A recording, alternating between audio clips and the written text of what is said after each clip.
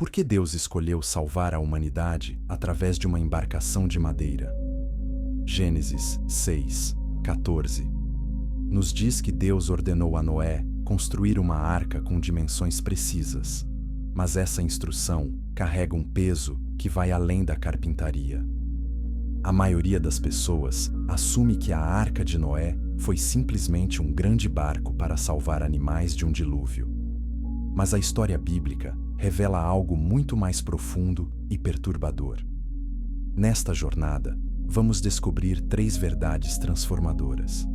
Primeiro, veremos que a arca não foi construída apenas para a sobrevivência física, mas como um instrumento espiritual de transformação.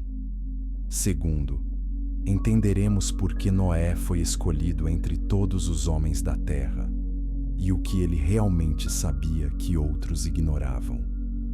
Terceiro, descobriremos como essa história antiga contém avisos urgentes para o mundo de hoje. E uma vez que entendemos esta primeira camada, a verdadeira história começa. A narrativa do dilúvio é uma das mais conhecidas da Bíblia. Crianças em escolas dominicais aprendem sobre Noé, os animais entrando 2 a 2 e a pomba com o ramo de oliveira. Mas essa versão simplificada esconde verdades que podem mudar completamente nossa compreensão do caráter de Deus e do destino humano. Estudiosos debatem há séculos sobre os detalhes técnicos da arca. Quanto tempo levou para construir? Como os animais foram alimentados? Essas perguntas, embora interessantes, nos distraem da questão central. A arca não foi projetada apenas para flutuar. Ela foi projetada para transformar. Considere por um momento o contexto do mundo pré-diluviano. Gênesis 6:5 nos diz que a maldade do homem era grande na terra e que toda a imaginação dos pensamentos de seu coração era só má continuamente. Mas havia algo mais acontecendo. Gênesis 6:4 menciona algo perturbador sobre gigantes e filhos de Deus que se relacionaram com filhas dos homens. Textos antigos confirmam que não estamos falando apenas de corrupção moral comum. Havia uma contaminação na própria essência da humanidade. Algo havia quebrado a barreira entre o espiritual e o físico de uma maneira que Deus nunca pretendeu. O dilúvio não foi uma explosão de raiva divina. Foi uma cirurgia cósmica. Quando um médico remove um tumor, ele não está sendo cruel com o paciente. Ele está salvando a vida da pessoa, eliminando aquilo que ameaça destruir tudo. Da mesma forma, Deus não destruiu a humanidade por prazer. Ele preservou a humanidade, eliminando aquilo que a tornaria impossível de redimir. A diferença é crucial. Este não foi um fim, mas um recomeço. Não foi aniquilação, mas purificação. A água que cobriu a terra não foi apenas física. Foi um batismo planetário, um símbolo de morte do velho mundo e nascimento do novo. E no centro dessa transformação cósmica estava uma embarcação feita de madeira, não um templo de pedra, não uma fortaleza impenetrável. Madeira, o mesmo material que séculos depois seria usado para fazer uma cruz. Essa conexão não é acidental. A arca aponta para algo muito maior do que ela mesma. Ela é uma sombra profética de uma salvação futura que viria através de outro pedaço de madeira, em outro momento de julgamento, para outro mundo que precisaria ser salvo de outra inundação, desta vez de fogo. Mas estamos nos adiantando. Antes de entendermos o destino da arca, precisamos entender o mundo que ela deixou para trás. Chapter 2. O mundo. Antes do silêncio. A Bíblia nos dá pistas intrigantes sobre como era o mundo antes do dilúvio. Gênesis 4 e 5 descrevem uma civilização que estava se desenvolvendo rapidamente. Havia criadores de gado, inventores de instrumentos musicais, forjadores de ferramentas de bronze e ferro. Não estamos falando de homens primitivos das cavernas. Estamos falando de uma sociedade tecnologicamente avançada, culturalmente sofisticada e espiritualmente corrupta. A combinação é perigosa. Quanto mais poder uma civilização possui, mais devastação ela pode causar quando perde seu centro moral.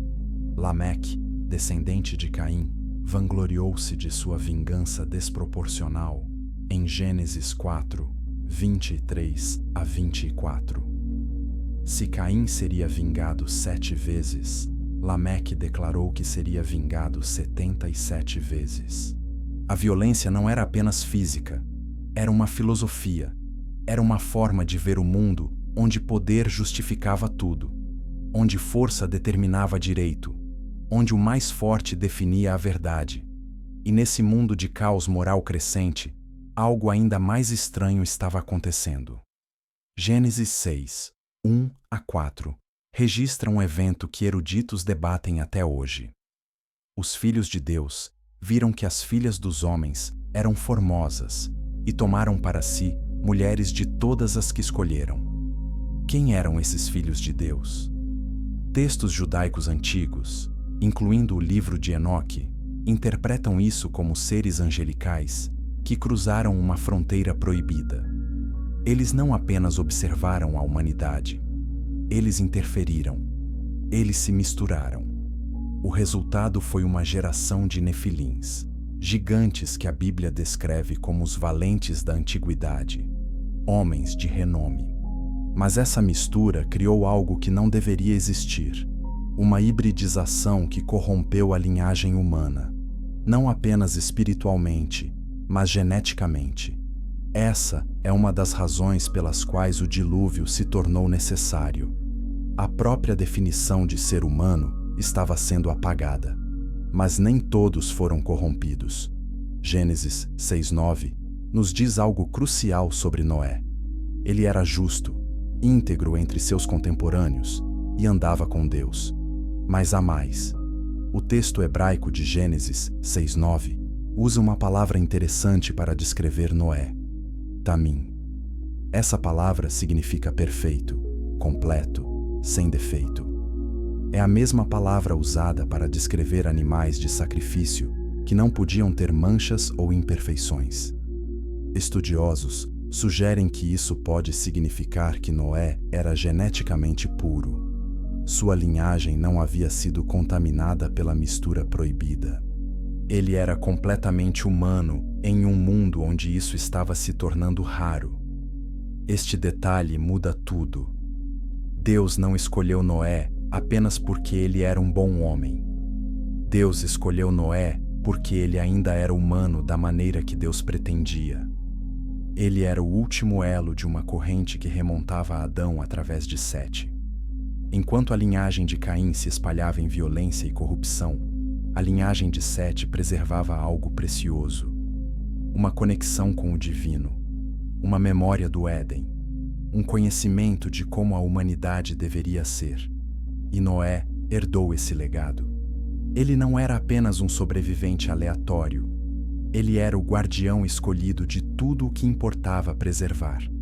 O mundo ao redor de Noé zombava dele. Imagine pregar por 120 anos que o julgamento estava chegando enquanto nada acontecia. Dia após dia, ano após ano, década após década. As pessoas riam. Eles o chamavam de louco. Eles continuavam suas vidas comendo, bebendo, casando-se, construindo, negociando. A vida parecia normal. O sol nascia. A chuva caía suavemente quando necessário. Não havia sinais óbvios de catástrofe iminente. Mas Noé sabia algo que eles não sabiam. Ele tinha uma revelação que eles haviam rejeitado. E ele estava disposto a parecer tolo aos olhos do mundo para permanecer fiel aos olhos de Deus. Essa disposição seria testada de maneiras que ele nem podia imaginar. Chapter 3. Noé, o homem que sabia demais. Noé não surgiu do nada. Sua história está enraizada em uma linhagem de homens que conheciam Deus de maneira extraordinária. Gênesis 5 traça sua genealogia de volta a Adão através de Sete. Cada nome nessa lista carrega significado. Sete significa concedido, e porque Deus concedeu a Adão outro filho após o assassinato de Abel. Enos significa mortal, e foi em seus dias que os homens começaram a invocar o nome do Senhor. Enoque significa dedicado, e ele andou com Deus de tal maneira que Deus o levou sem ver a morte. Matusalém, filho de Enoque, tem um nome profético que significa: quando ele morrer, isso virá. E de fato, Matusalém morreu no ano do dilúvio. Mas vamos focar em Enoque por um momento. Gênesis 5, 22 a 24, nos diz que Enoque andou com Deus 300 anos depois de gerar Matusalém, e então Deus o tomou. Ele não experimentou a morte. Textos antigos sugerem que Enoque recebeu revelações extraordinárias sobre o julgamento vindouro, sobre os segredos do universo, sobre o funcionamento dos céus. O livro de Enoque, embora não seja canônico para a maioria das tradições cristãs, era amplamente lido nos tempos antigos e até citado no Novo Testamento por Judas. Esse livro descreve Enoque recebendo visões detalhadas do dilúvio que viria. Agora, considere isso. Matusalém era filho de Enoque. Lameque era filho de Matusalém. Noé era filho de Lameque. Isso significa que Noé era bisneto de Enoque. Cronologias bíblicas sugerem que Noé tinha 84 anos quando Enoque foi levado por Deus. Durante essas 8 décadas, o que Enoque ensinou a seu bisneto? Que histórias ele contou? Que conhecimentos ele transmitiu? A Bíblia não detalha essas conversas, mas podemos inferir que Noé herdou mais do que genes de sua linhagem. Ele herdou sabedoria. Ele herdou revelação. Ele herdou o conhecimento de que o julgamento estava chegando. Quando Deus finalmente falou diretamente com Noé em Gênesis 6:13, não foi uma surpresa completa. A Noé já estava preparado. Sua vida inteira havia sido uma jornada em direção a esse momento. Deus disse a ele: "Decidi dar fim a todos os seres vivos, porque a terra encheu-se de violência por causa deles. Eis que vou destruí-los juntamente com a terra." Mas Deus não apenas anunciou destruição. Ele ofereceu um plano de salvação. Faça para você uma arca de madeira de cipreste. Faça compartimentos na arca e revista-a de piche por dentro e por fora. As instruções eram precisas. As dimensões eram específicas. Nada foi deixado ao acaso. 300 côvados de comprimento, 50 côvados de largura, 30 côvados de altura. Um côvado é aproximadamente 45 centímetros, o que significa que a arca tinha cerca de 135 metros de comprimento, 22,5 metros de largura e 13,5 metros de altura. Essas não são dimensões aleatórias. Estudiosos notam que a proporção comprimento-largura-altura da arca é quase idêntica às proporções de navios modernos projetados para estabilidade máxima em mares agitados. Deus não apenas disse a Noé para construir um barco. Ele deu a ele o projeto de engenharia perfeito para sobreviver a uma catástrofe global. E mais do que isso, ele deu um projeto que espelhava estruturas sagradas futuras. As dimensões da arca têm proporções semelhantes ao tabernáculo que Moisés construiria séculos depois. O Templo de Salomão seguiria proporções relacionadas. Até a Nova Jerusalém descrita em Apocalipse compartilha essa harmonia matemática. Por quê? Porque a arca não era apenas funcional. Ela era simbólica. Ela era um templo flutuante, um santuário móvel, um lugar onde céu e terra se encontrariam durante o julgamento. Noé não era apenas um construtor. Ele era um sacerdote preparando um altar. E esse altar não seria para oferecer sacrifícios de animais. seria para oferecer a própria humanidade, para passar pelo fogo da morte e emergir purificada do outro lado. Chapter 4 – Arquitetura do Impossível. A construção da arca foi uma tarefa que desafiava toda a lógica humana. Imagine receber instruções para construir uma estrutura maciça, do tamanho de um navio moderno, no meio de terra seca, longe de qualquer corpo d'água significativo. Seus vizinhos pensariam que você enlouqueceu. Seus amigos o abandonariam. Sua reputação seria destruída. Mas Noé obedeceu. Gênesis 6:22 simplesmente declara: Noé fez tudo exatamente como Deus lhe tinha ordenado. Essa frase curta esconde décadas de trabalho árduo, dúvida humana e fé sobrenatural. Estudiosos estimam que a construção da arca levou entre 55 e 75 anos. Durante esse tempo, Noé não apenas cortava madeira e pregava tábuas. Ele pregava. 2 Pedro 2:5 chama Noé de pregador da justiça.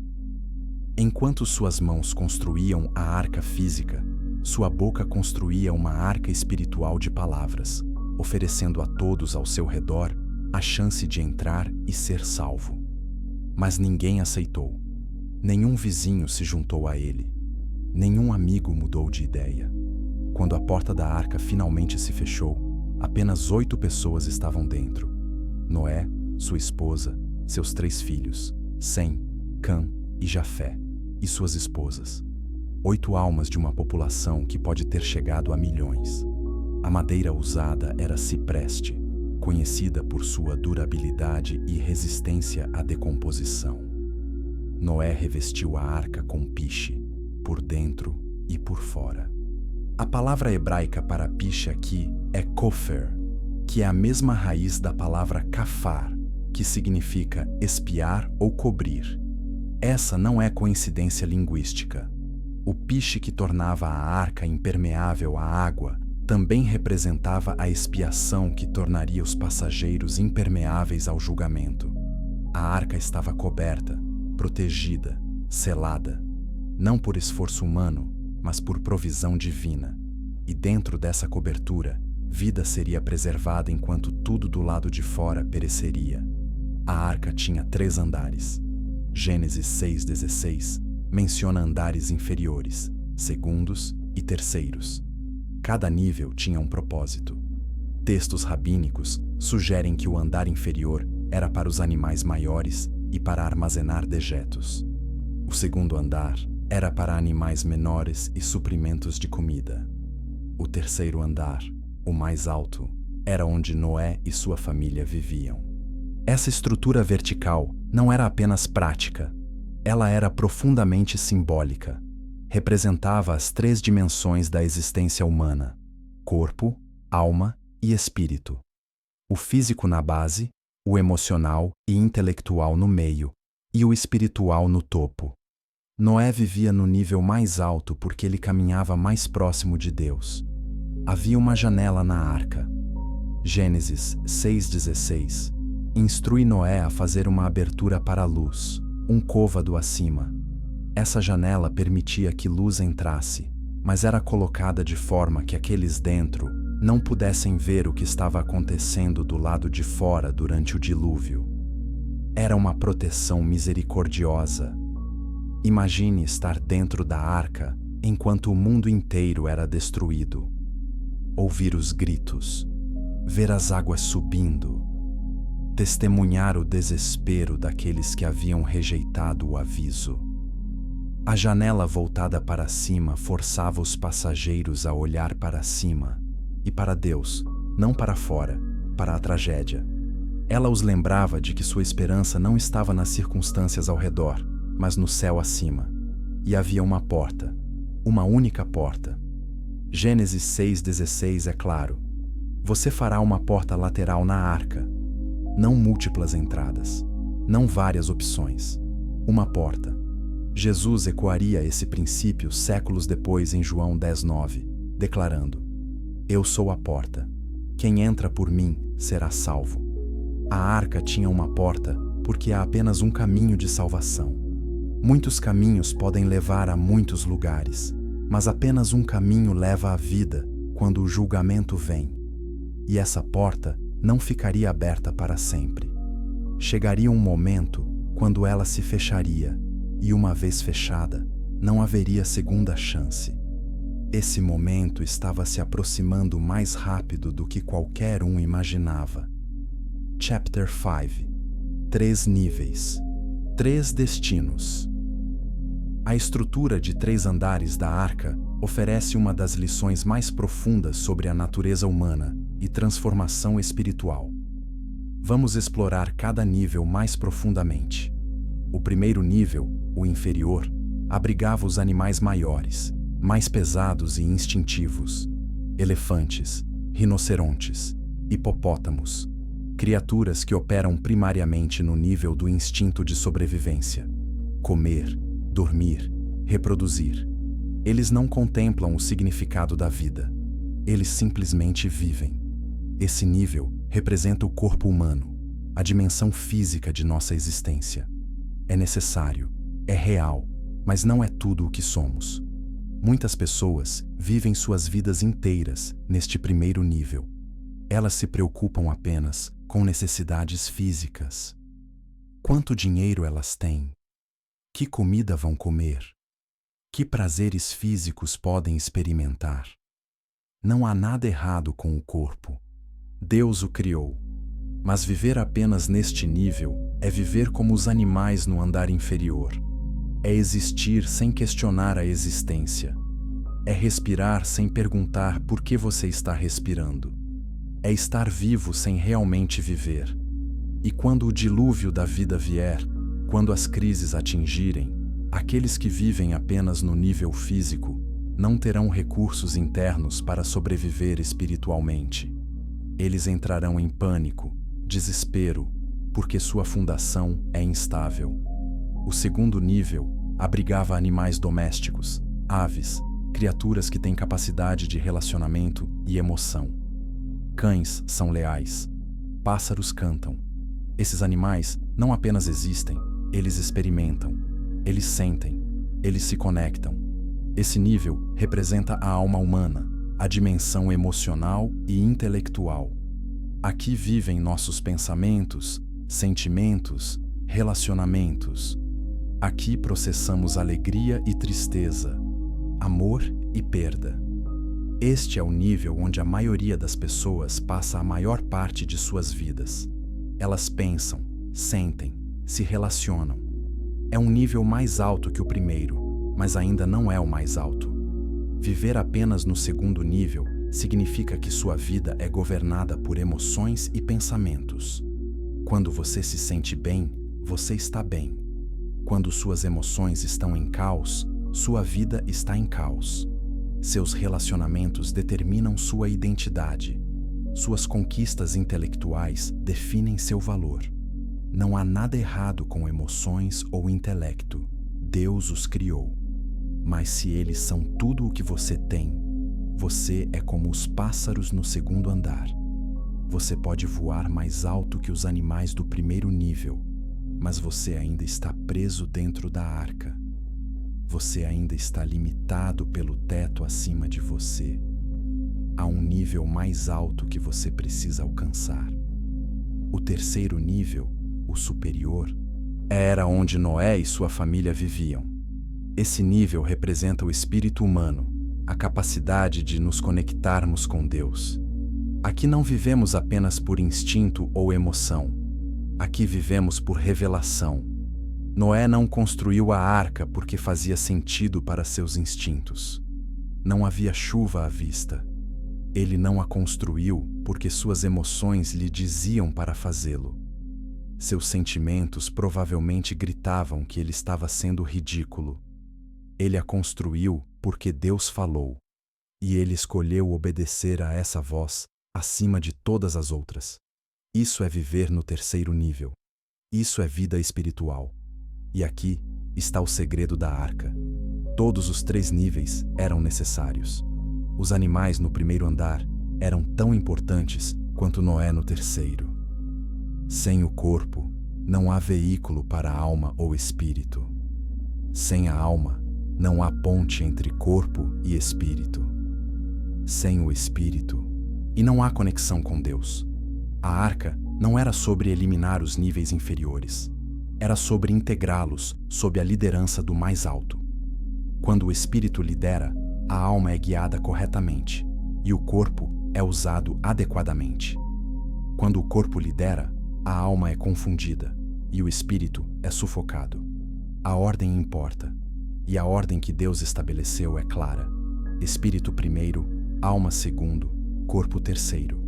Durante o dilúvio, todos os 3 níveis da arca flutuavam juntos. Se o nível inferior falhasse, toda a estrutura afundaria. Se o segundo nível entrasse em colapso, o terceiro não teria suporte. A integridade da arca dependia de todos os 3 níveis funcionando em harmonia. Da mesma forma, uma vida humana saudável requer que corpo, alma e espírito trabalhem juntos, cada um em seu papel apropriado, todos sob a liderança do espírito conectado a Deus. Essa é a lição dos 3 andares. Essa é a chave para sobreviver aos dilúvios que virão em nossa própria vida. E essa lição estava prestes a ser testada de uma maneira que ninguém jamais havia experimentado. Chapter 6. A lição dos animais. Os animais que entraram na arca não eram uma coleção aleatória de espécies. Gênesis 7, 2-3 dá instruções específicas. De todos os animais puros, leve com você 7 casais, o macho e sua fêmea. Mas dos animais impuros, um casal, o macho e sua fêmea. Leve também 7 casais de aves de cada espécie. Por que essa distinção? O que torna um animal puro e outro impuro? E por que Deus insistiria em preservar ambos? Essas perguntas nos levam a um dos ensinamentos mais profundos da arca. Os animais eram símbolos de impulsos humanos. Puros e impuros não se referem apenas à dieta kasher. Eles se referem a naturezas internas. Animais puros como ovelhas, bois e pombas representam qualidades que Deus valoriza: mansidão, obediência, disposição para o sacrifício. Ovelhas seguem o pastor. Bois trabalham diligentemente. Pombas simbolizam o Espírito Santo. Esses são os impulsos em nós que precisam ser nutridos e multiplicados. É por isso que 7 pares entraram na arca. 7 é o número da perfeição, completude. Deus estava dizendo que essas qualidades deveriam dominar no novo mundo. Mas observe algo crucial. Deus não eliminou os animais impuros.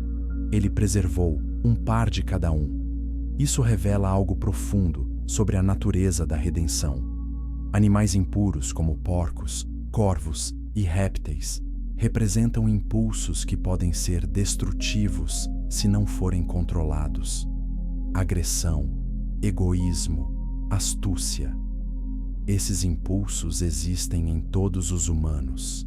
A questão não é se eles estão presentes. A questão é se eles são controlados. Deus não nos chama para negar que temos impulsos problemáticos. Ele nos chama para governá-los. O porco não é mau por existir. Ele é problemático se for permitido dominar. O corvo que se alimenta de carniça não é intrinsecamente maligno. Ele é perigoso se for nossa única fonte de orientação. Deus preservou esses animais para nos ensinar que redenção não é eliminação de nossa natureza, é transformação dela. Imagine a arca durante os 150 dias no mar. Leões e cordeiros no mesmo espaço. Lobos e ovelhas compartilhando corredores. Em circunstâncias normais, isso seria carnificina. Predadores matariam presas instantaneamente.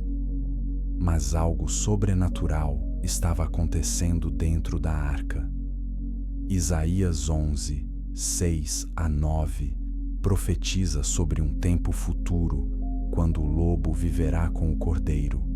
O leopardo se deitará com o cabrito, e uma criança pequena os guiará. A arca foi um ensaio dessa profecia. Foi uma demonstração de que quando Deus governa, o impossível se torna possível. Naturezas que normalmente entrariam em conflito podem coexistir em paz. Isso tinha implicações diretas para Noé e sua família. Eles não eram perfeitos. Eles tinham falhas, medos, fraquezas. Após o dilúvio, veremos Noé bêbado e nu em sua tenda. Veremos tensão entre seus filhos. A família não era composta de santos sem pecado. Eram pessoas normais com impulsos normais, puros e impuros convivendo na mesma pessoa. Mas durante os 150 dias dentro da arca, algo foi ensinado a eles. Observando os animais, eles aprenderam a governar seus instintos. Vendo predadores contentos, eles aprenderam autocontrole. Testemunhando paz em um espaço confinado, eles aprenderam submissão a uma autoridade maior. A arca se tornou uma escola. O currículo não era matemática ou história. Era governança interna. Era disciplina espiritual. Era a arte de viver com seu próprio lado sombrio, sem deixá-lo assumir o controle. E o professor não era Noé. Era Deus. Através da rotina diária de alimentar animais, limpar espaços, manter ordem, a família aprendeu lições que palavras sozinhas nunca poderiam ensinar. Eles aprenderam que vida em comunidade requer sacrifício. Que paz não é ausência de impulsos problemáticos, mas presença de autoridade sábia. Que o caos pode ser contido se todos se submeterem ao plano maior. E que o impossível se torna normal quando Deus está no comando. Mas havia um momento específico que testaria tudo o que eles aprenderam. Um momento quando a porta se fecharia e tudo do lado de fora seria cortado. Um momento quando não haveria mais chances, não mais tempo de arrependimento, não mais oportunidades de entrar. Esse momento estava prestes a chegar e mudaria tudo para sempre. Chapter 7. A porta que Deus fechou. Gênesis 7. Registra o convite final de Deus. Entre você e toda a sua família na arca, porque você é o único justo que encontrei nesta geração. Durante 7 dias, Noé e sua família entraram na arca junto com os animais. 7 dias de preparação final. 7 dias de últimas chances para qualquer um do lado de fora mudar de ideia. Imagine o cenário. A arca está pronta. Os animais estão entrando em uma procissão surreal. 2 a 2, 7 a 7. Leões caminhando pacificamente ao lado de cordeiros. Ursos seguindo instruções invisíveis. Pássaros voando para seus lugares designados. E ninguém os está forçando. Ninguém os está capturando. Eles simplesmente obedecem a um chamado que apenas eles podem ouvir. As pessoas ao redor assistem com uma mistura de diversão e desprezo. Talvez alguns estejam curiosos. Talvez alguns estejam nervosos. Mas ninguém entra. Ninguém diz: sabe de uma coisa? Talvez Noé esteja certo. Talvez eu devesse entrar também. Orgulho os impede. Conformidade social os paralisa. Eles não podem suportar a ideia de parecerem tolos aos olhos de seus amigos. Então, eles ficam do lado de fora, rindo, apontando, fazendo piadas. E durante 7 dias, a porta permanece aberta. Durante 7 dias, eles poderiam ter mudado de ideia. Durante 7 dias, a graça ainda estava disponível. Mas os 7 dias passam e ninguém entra. E então, algo acontece que muda tudo. A Gênesis 7,16 registra um detalhe que é fácil perder na primeira leitura, mas é absolutamente crítico. Os que entraram foram macho e fêmea de todos os seres vivos, conforme Deus ordenara a Noé. Então, o Senhor fechou a porta. Leia essa última linha novamente. Não foi Noé que fechou a porta. Foi Deus. Isso é crucial. Noé não tomou a decisão de terminar o período de graça. Deus tomou. Havia um momento divinamente determinado, quando a misericórdia daria lugar ao julgamento. E nesse momento, A porta foi fechada por mãos que nenhum humano poderia reabrir. Isso nos ensina algo profundo sobre a natureza do julgamento divino. Há um limite para a paciência de Deus.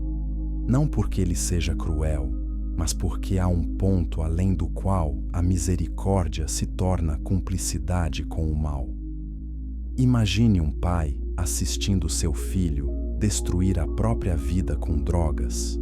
Por anos, o pai oferece ajuda, oferece reabilitação, oferece amor incondicional. Mas há um momento em que permitir que o comportamento continue é, na verdade, prejudicial. Chega um momento em que a porta da casa precisa ser fechada, não por falta de amor, mas por causa do amor. Porque às vezes, a única maneira de salvar alguém é deixá-lo enfrentar as consequências de suas escolhas. Quando Deus fechou a porta da arca, Ele estava fazendo exatamente isso. Ele estava dizendo: eu dei a vocês 120 anos de avisos. Eu enviei um pregador fiel. Eu mostrei a vocês uma arca impossível sendo construída diante de seus olhos. Eu dei sinais, maravilhas, evidências. E vocês riram. Vocês rejeitaram. Vocês escolheram seu caminho. Agora vocês terão o que escolheram. E a porta se fechou. E naquele momento, os destinos foram selados. Aqueles dentro estavam salvos, não por seus próprios méritos, mas por terem aceitado a provisão de Deus. Aqueles fora estavam condenados, não porque Deus os odiasse, mas porque eles rejeitaram a única saída que Ele ofereceu. 7 dias depois da porta se fechar, Gênesis 7:11 registra: no 600º ano da vida de Noé, aos 17 dias do 2º mês, naquele dia romperam-se todas as fontes das grandes profundezas, e as comportas do céu se abriram. A chuva começou, e não foi uma chuva normal. Fontes do grande abismo se romperam. Águas subterrâneas explodiram. Comportas do céu se abriram. Água caiu de cima e jorrou de baixo. O mundo estava sendo devolvido ao estado de Gênesis 1:2, quando a terra era sem forma e vazia, e trevas cobriam a face do abismo. A criação estava sendo desfeita. E do lado de fora da arca, e o horror se instalava enquanto as pessoas percebiam tarde demais que Noé estava certo. Mas agora a porta estava fechada, e nenhuma quantidade de arrependimento, pânico ou desespero poderia reabri-la. Chapter 8. 150 dias de mistério. Gênesis 7:24 nos diz: as águas inundaram a terra por 150 dias. Durante 5 meses, a arca flutuou sobre um oceano global. Durante 5 meses, o mundo inteiro estava submerso. Durante 5 meses, Noé e sua família viveram em um estado de suspensão entre o mundo velho que havia morrido e o mundo novo que ainda não havia nascido. E aqui está o que é fascinante. A Bíblia nos diz quase nada sobre o que aconteceu dentro da arca durante esse tempo. Nenhum detalhe sobre conversas. Nenhuma descrição de rotinas diárias. Nenhum registro de pensamentos ou emoções. Apenas silêncio. Por que esse silêncio? Por que Deus inspirou os escritores bíblicos a registrar meticulosamente as dimensões da arca, a ordem dos animais entrando, o dia exato em que a chuva começou, mas então não diz nada sobre 150 dias de experiência humana dentro daquela caixa de madeira? A resposta é que alguns processos são sagrados demais, íntimos demais, profundos demais para serem descritos. O que aconteceu dentro da arca durante aqueles 150 dias foi uma transformação espiritual que palavras não poderiam capturar. Foi uma morte e renascimento. Foi um batismo. Foi uma passagem através do fogo que purifica. Imagine a experiência. Você está em um espaço confinado com sua família, cercado por animais. Você não pode sair. Não há paisagem para olhar, porque tudo está submerso. Não há vizinhos para visitar. Não há distrações. É apenas você, ou sua família, os animais e Deus. Dia após dia após dia. Semana após semana. Mês após mês. O que isso faz com uma pessoa? Primeiro, remove todas as distrações externas. Toda a sua identidade no mundo antigo baseada em status, reputação, posses, foi lavada. Você não é mais o rico ou o pobre. Não é mais o respeitado ou o desprezado. Você é simplesmente um sobrevivente em uma arca. Segundo, força a confrontação com seu eu interior. Quando não há lugar para fugir, você tem que enfrentar quem você realmente é. Seus medos, suas fraquezas, suas falhas, suas esperanças. Durante 150 dias, cada pessoa na arca teve que olhar no espelho da própria alma sem distração. E essa confrontação é dolorosa. É por isso que a maioria das pessoas evita a solidão. É por isso que enchemos nossas vidas com barulho, entretenimento, ocupação constante. Porque quando o barulho para, temos que ouvir os pensamentos em nossa própria cabeça. E esses pensamentos nem sempre são confortáveis. Terceiro, constrói dependência absoluta de Deus. Noé não podia controlar quando a chuva pararia.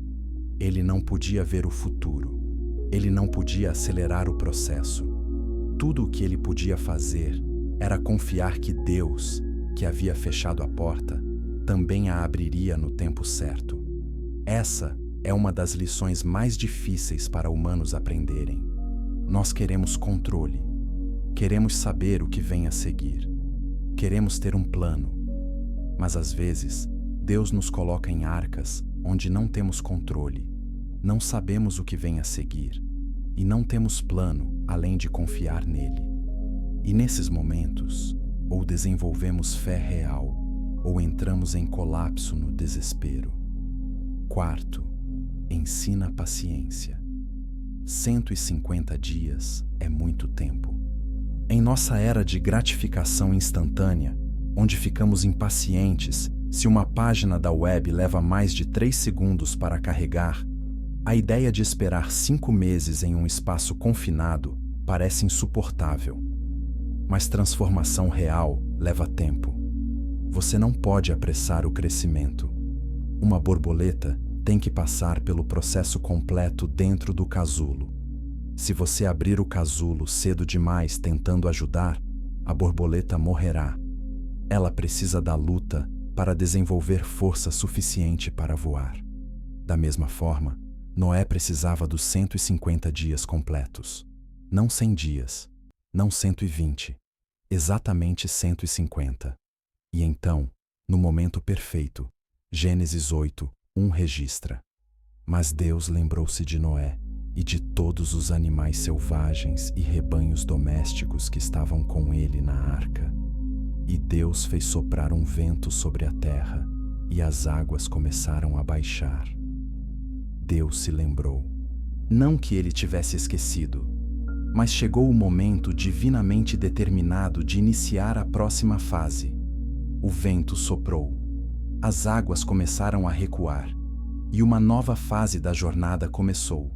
Mas antes que eles pudessem sair, Noé precisava confirmar que era seguro. E para isso, ele enviaria 2 pássaros muito diferentes, com 2 destinos muito diferentes. Chapter 9. 2 pássaros, 2 escolhas. Gênesis 8:6-12 registra um dos momentos mais simbólicos de toda a narrativa do dilúvio. Após 40 dias das águas começarem a baixar, Noé abriu a janela da arca e soltou um corvo. O corvo voou de um lado para outro até as águas secarem da terra. Então, Noé soltou uma pomba para ver se as águas haviam diminuído da superfície do solo. Mas a pomba não encontrou lugar para pousar e voltou para a arca. 7 dias depois, ele soltou a pomba novamente. Desta vez, ela voltou com uma folha de oliveira recém-arrancada em seu bico. Noé esperou mais 7 dias e soltou a pomba pela 3ª vez. Desta vez, Ela não voltou. 2 pássaros, 2 respostas, 2 destinos. O corvo era um animal impuro. Ele se alimenta de carniça, de coisas mortas.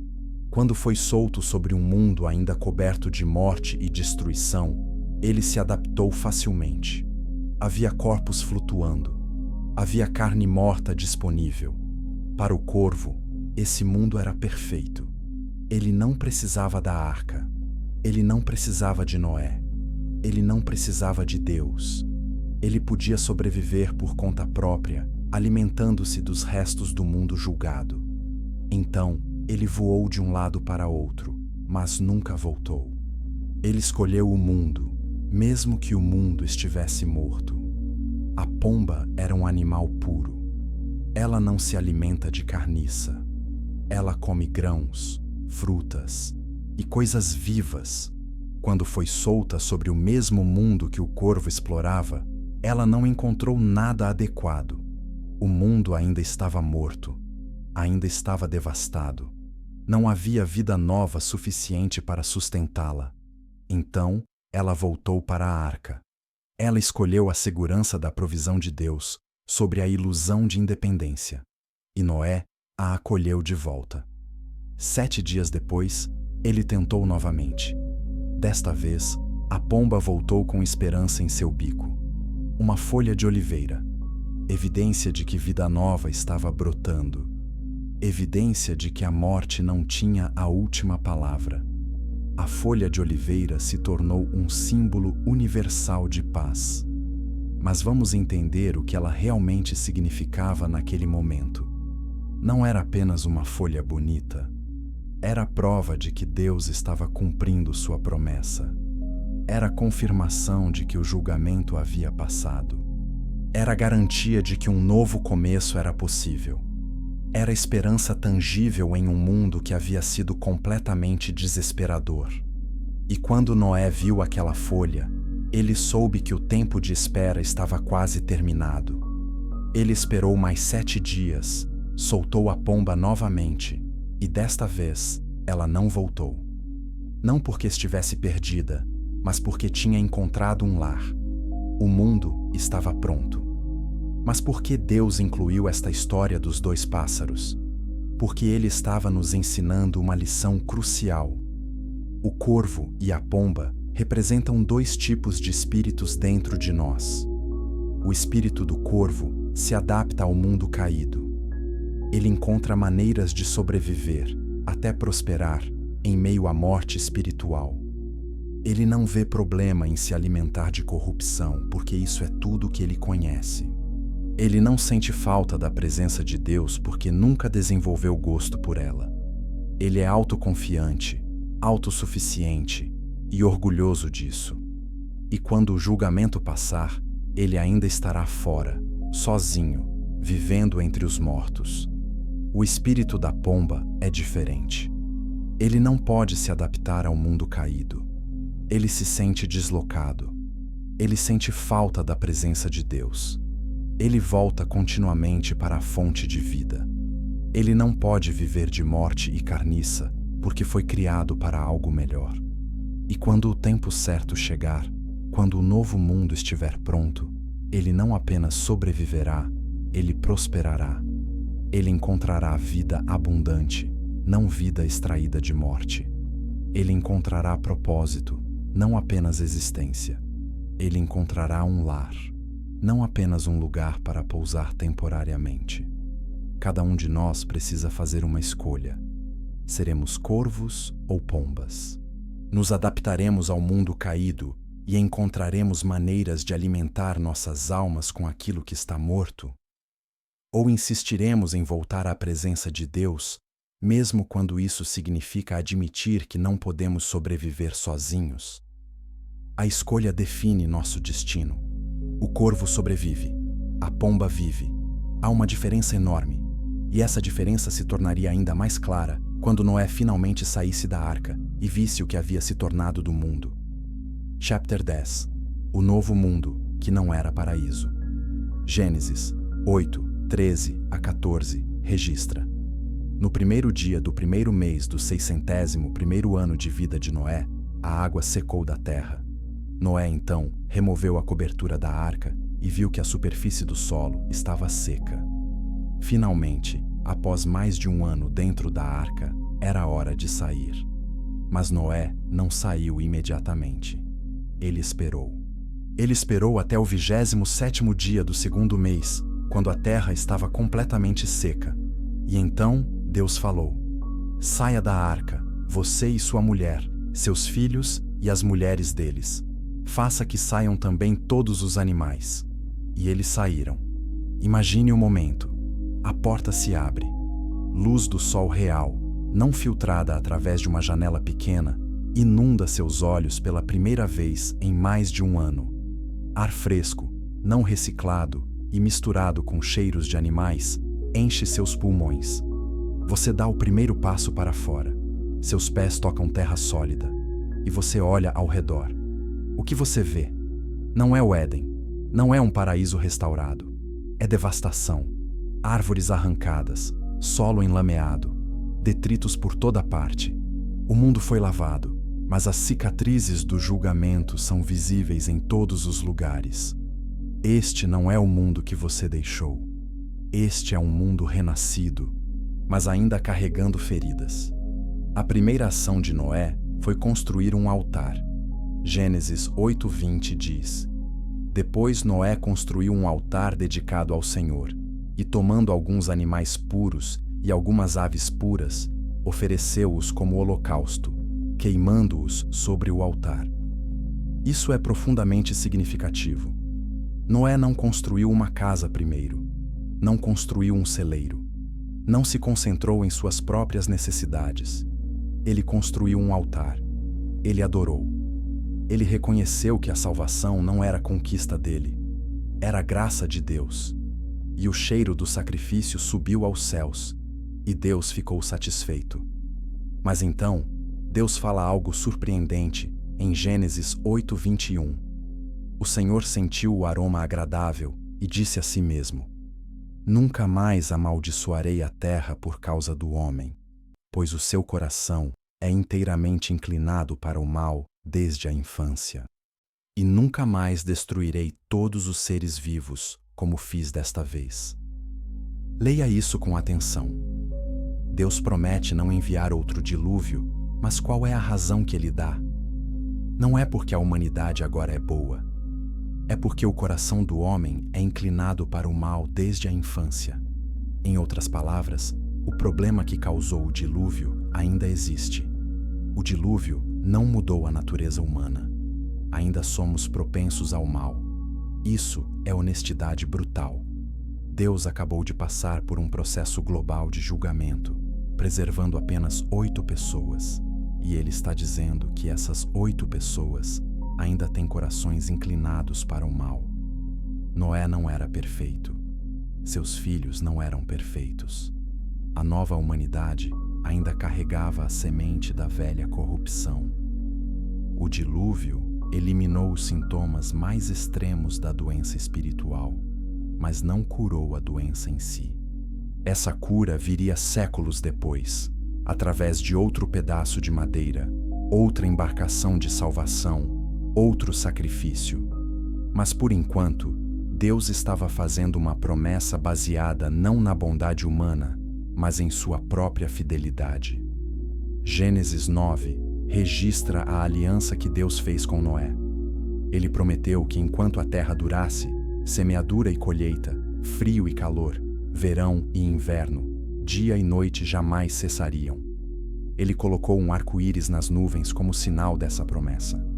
Toda vez que Deus visse o arco-íris, ele se lembraria de sua aliança de nunca mais destruir toda a vida com um dilúvio.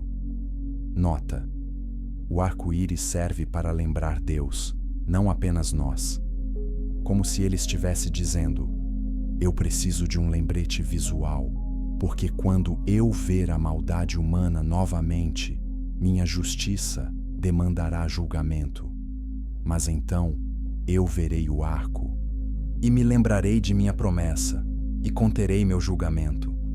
O mundo pós-diluviano não era perfeito. Gênesis 9 continua com a história de Noé ficando bêbado e nu em sua tenda. Seu filho Cã vê a nudez de seu pai e conta aos irmãos de maneira desrespeitosa. Sem e Jafé cobrem seu pai respeitosamente. Quando Noé acorda e descobre o que aconteceu, ele amaldiçoa Canaã, filho de Cã. Conflito, vergonha, maldição. Isso não é uma história de final feliz de conto de fadas. É realidade crua. O herói da fé que construiu a arca agora está caído. A nova humanidade já está mostrando fissuras. O mal sobreviveu ao dilúvio porque o mal vive dentro do coração humano, e o dilúvio não podia lavar isso. Mas aqui está a graça. Apesar disso, Deus não desiste. Ele continua seu plano. Ele abençoa Noé e seus filhos. Ele lhes diz para serem frutíferos e se multiplicarem. Ele estabelece leis para preservar ordem e justiça. Ele faz promessas para o futuro. Por quê? Porque a história de redenção não é sobre humanos finalmente se tornarem bons o suficiente para merecer o amor de Deus. É sobre Deus sendo fiel, mesmo quando humanos não são. É sobre sua aliança, não nosso desempenho. E essa aliança apontava para um dia futuro, quando o problema do coração humano seria finalmente resolvido. Não através de água, mas através de sangue. Não através de uma arca de madeira, mas através de uma cruz de madeira. E não destruindo os maus, mas transformando-os em bons através do poder do Espírito. Mas essa história ainda estava a milhares de anos de distância. Por enquanto, o aviso permanece. O julgamento veio uma vez e virá novamente. Capítulo 11. O aviso para hoje. Jesus fez uma declaração surpreendente em Mateus 24, 37 a 39. Como foi nos dias de Noé, assim será na vinda do Filho do Homem. Pois nos dias anteriores ao dilúvio, o povo vivia comendo e bebendo, casando-se e dando-se em casamento, até o dia em que Noé entrou na arca. E eles nada perceberam, até que veio o dilúvio e os levou a todos. Assim acontecerá na vinda do Filho do Homem. Jesus está nos dizendo que os padrões da era de Noé se repetirão antes de sua segunda vinda. O que isso significa para nós hoje? Vamos examinar os paralelos. Primeiro, normalidade ilusória. As pessoas nos dias de Noé estavam vivendo vidas normais, comendo, bebendo, casando, construindo. Não havia nada visivelmente errado com essas atividades. O problema era que eles estavam fazendo tudo isso ignorando completamente o aviso de julgamento vindouro. Eles assumiram que porque o julgamento não havia chegado ainda, ele nunca chegaria. Eles confundiram a paciência de Deus com a provação. Hoje, vemos o mesmo padrão. A vida continua. As pessoas fazem planos. A economia flutua. A tecnologia avança. E para a maioria, a ideia de julgamento divino parece absurda, antiquada, irrelevante. Segundo, rejeição do mensageiro. Noé pregou por décadas. Ninguém ouviu. Ele foi zombado, ignorado, ridicularizado. Hoje, mensagens sobre arrependimento, julgamento e salvação são frequentemente tratadas com o mesmo desprezo. A cultura moderna considera essas ideias como superstição. Ciência, razão e progresso humano são os novos deuses. Falar sobre pecado é ser intolerante. Falar sobre julgamento é ser alarmista. Falar sobre Jesus como único caminho é ser exclusivista. E assim, os mensageiros modernos enfrentam a mesma rejeição que Noé enfrentou. Mas a rejeição da mensagem não muda a verdade da mensagem. Terceiro, corrupção moral crescente. Gênesis 6 descreve um mundo onde a maldade era grande e contínua. Hoje vemos paralelos perturbadores. Tráfico humano em níveis sem precedentes. Pornografia acessível a crianças. Confusão sobre identidade de gênero e sexualidade. Violência normalizada através de mídia e entretenimento. Injustiça econômica extrema. E talvez mais preocupante, Há discussões crescentes sobre hibridização humana através de tecnologia, transhumanismo, edição genética, inteligência artificial se fundindo com consciência humana. Estamos novamente mexendo nas fronteiras do que significa ser humano. Estamos novamente cruzando linhas que Deus estabeleceu. Quarto, uma arca de salvação oferecida. Nos dias de Noé, havia uma maneira de escapar, uma porta, uma arca. Hoje, há uma maneira de escapar o julgamento vindouro, uma porta, Jesus. João 10:9 registra Jesus dizendo: Eu sou a porta. Quem entra por mim será salvo.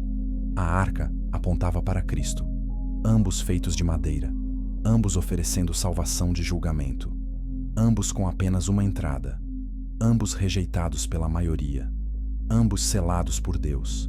A diferença é que a arca salvou 8 pessoas de água. Cristo salva multidões incontáveis de fogo. A arca foi temporal. Cristo é eterno. Mas o princípio é o mesmo. Entre ou pereça. Aceite a provisão ou enfrente o julgamento. Quinto, uma porta que se fechará. Este é talvez o paralelo mais assustador. Deus fechou a porta da arca. Houve um momento quando misericórdia terminou e julgamento começou. Jesus ensinou o mesmo princípio em Mateus 25, na parábola das 10 virgens. 5 eram sábias e tinham óleo. 5 eram tolas e não tinham. Quando o noivo chegou, aquelas que estavam prontas entraram para o banquete de casamento. E então a porta foi fechada. Quando as virgens tolas finalmente chegaram e bateram, a resposta foi: Eu não as conheço. A porta estava fechada. Muito tarde. 2 Pedro 3:9 nos diz: O Senhor não demora em cumprir a sua promessa, como julgam alguns. Pelo contrário, Ele é paciente com vocês, não querendo que ninguém pereça, mas que todos cheguem ao arrependimento. Deus é paciente, mas paciência não é o mesmo que eternidade. Há um limite. Há um momento quando a porta se fecha. Ninguém sabe quando esse momento será. Jesus disse em Mateus 24:36: Quanto ao dia e à hora, ninguém sabe, nem os anjos dos céus, nem o Filho, mas unicamente o Pai. Mas o fato de não sabermos quando não significa que não acontecerá. Significa que precisamos estar prontos agora. Então, qual é nossa resposta? Primeiro, entre na arca. Se você ainda não aceitou Jesus como Salvador, este é o momento.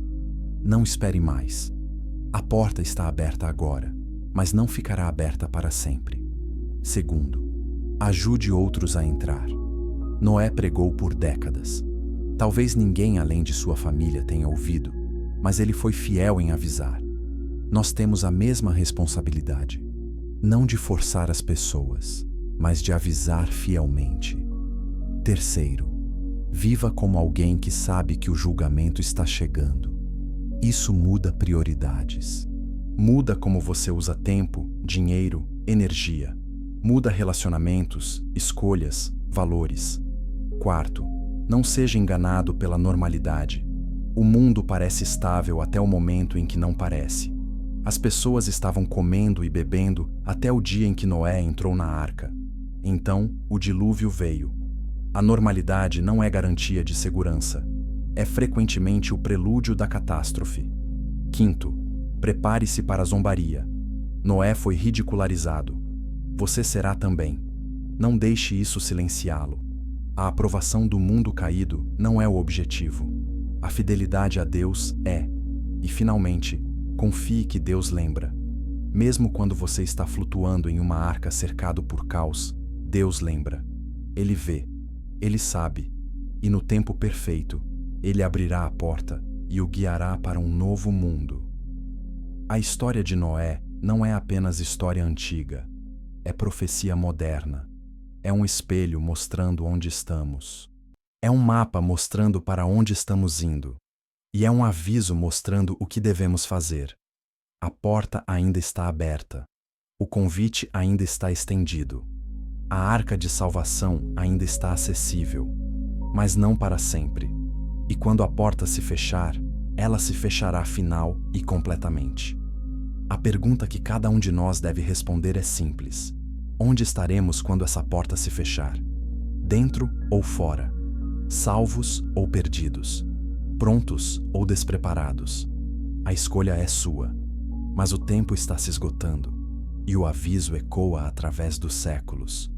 Como foi nos dias de Noé, assim será na vinda do Filho do Homem. A história está se repetindo, o julgamento está chegando, a arca está esperando. Entre, enquanto ainda há tempo.